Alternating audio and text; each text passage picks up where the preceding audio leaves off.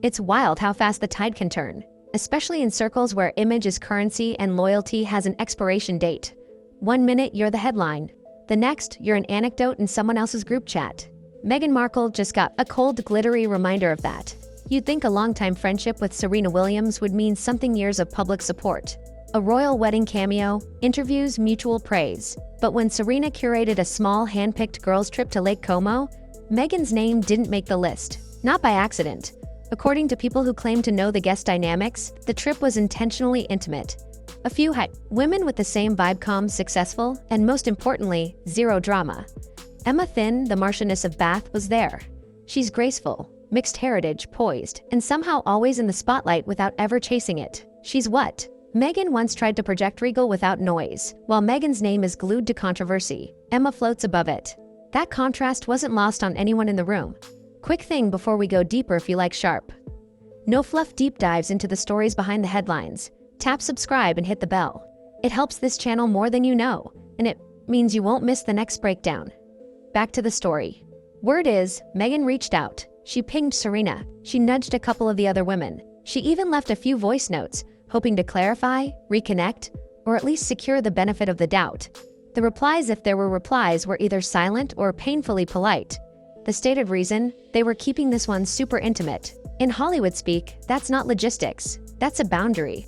Reportedly, during planning, someone made a joking reference to, "You can't party with us." A joke, they insisted. But when that tone leaked, it landed like a slap, because this isn't high school.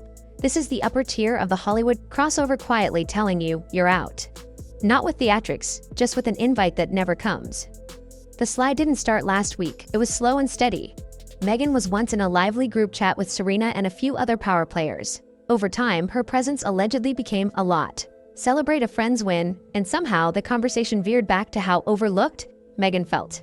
Share big news, and it circled to how hard it is to succeed when the world misunderstands you. Not raging arguments, just a gravitational pull back to the same theme. Eventually, that chat went dark. A new one formed. She wasn't added. No announcement, no drama. Just a different door that didn't open. People close to Serena say there wasn't a single blow-up, more like exhaustion, quiet boundaries, calculated distance. Serena's building an empire, investing, mothering, and stepping into a softer chapter where peace is strategy, not luxury. The last thing she needs is to get dragged into another headline because Meghan decided to send a pointed message through a podcast segment or a docuseries monologue. One business voice reportedly put it bluntly: "If Meghan's coming, discretion is gone." That line stuck. On a weekend meant for deep exhale, long lunches, and private photo albums, no tabloids, no. Drama wasn't a preference. It was a policy. Zoom out, and the board looks bigger. Hollywood is a chess match. You don't get formally fired. They just stop calling. Insiders whisper that a core issue for Meghan is narrative control. Every conversation, every pitch, every press note had to frame her struggle, her lens, her lesson.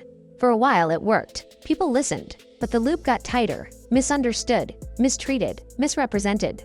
Executives started wanting new ideas instead of recycled grievances. Producers wanted characters, not sermons. Even on projects that sounded massive on paper, chatter floated about creative disagreements, and it keeps turning into a monologue. One person allegedly summarized the pitch problem with a knife-sharp line.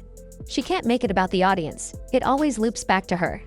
In an industry where trust is built on delivering for viewers, that's the kind of feedback that freezes rooms. It wasn't only Hollywood stepping back. The royal Lyra orbit cooled too.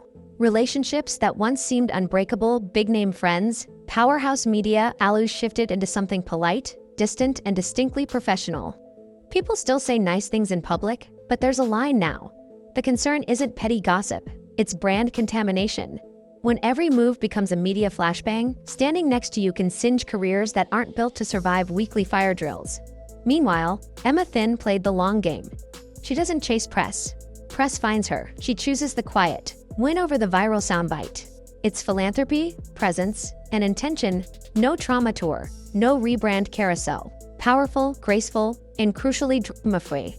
It's an unintentional foil. Both Emma and Meghan navigated predominantly white aristocratic spaces, but with different tactics. Emma blended earned trust and let the work speak. Meghan fought demanded recognition and narrated the fight in real time. One got invited to Lake Como. The other got left on read. Back in Montecito, Meghan's reaction to the snub was reportedly a mix of disbelief and strategy. She reached out again. She sent texts, perhaps another voice note, searching for a crack in the door. The answers, if any, were short and cool. One reply allegedly said, "We're keeping things really chill right now. That's not a debate. That's a freeze." The sting wasn't the weekend itself, it was the symbolism. When you've built a brand on empowerment and inclusion, being excluded by the very women you thought were your circle is a mirror nobody asks for. But this wasn't jealousy or mean-girl theater. It was a reset, a soft, quiet, collective enough. Here's the uncomfortable part: in rooms that prize composure, being exhausting is worse than being wrong. Visibility without vulnerability has a shelf life. And when every room turns into a battlefield, even allies walk away to save oxygen. That's how good relationships die, not with screaming, but with slow silence. Doors don't slam, they forget to latch for you. Meetings don't cancel, they just never get scheduled. Your phone still lights up, just not with the names that used to matter. The story that once felt like a triumphant American actress who married a prince and spoke her truth morphed into a cautionary tale. The same headlines that celebrated bravery now echo with fatigue, especially from peers who used to champion her. She doesn't just attract attention, she drags it like weather. Lawsuits, tell-alls, podcast reveals, PR, counterpunches, constant, relentless, exhausting. And for women like Serena who are stacking legacy moves in finance, wellness, fashion, and family, that chaos is a liability. The Lake Como trip wasn't a vacation, it was a filter. Meghan didn't pass. If you strip away the noise, the message from the room was simple. Peace is the power move now. Serena's in her peace era. Emma practically lives there. And peace doesn't announce itself. It chooses who gets a seat and who doesn't. No hard feelings, no public scolding.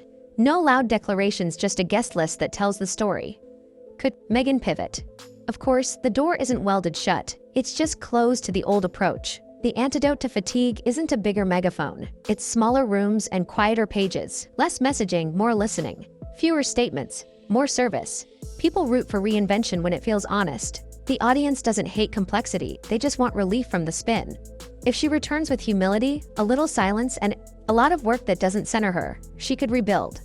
But the clock doesn't stop while you recalibrate. In spaces where access is currency, the balance due accumulates faster than you think. So, yes, allegedly, Meghan wasn't invited.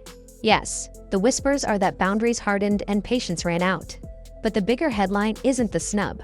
It's the shift in power language. The loudest person in the room doesn't run the room anymore. The women shaping the moment are unbothered, selective, and intentional. That's why Emma Thynn, not Meghan Markle, fit the weekend. That's why Serena's guest list was short. That's why Quiet One. If you made it this far, you probably have thoughts. Was this fair or just inevitable? Did Meghan get boxed in by her own branding, or did the industry move on to a new definition of strength? Drop your take below. And if you want more unfiltered breakdowns like this, smart, fast, and drama-literate, hit subscribe. Ring the bell and share this with a friend who follows the story behind the story. Your support keeps these deep dives coming.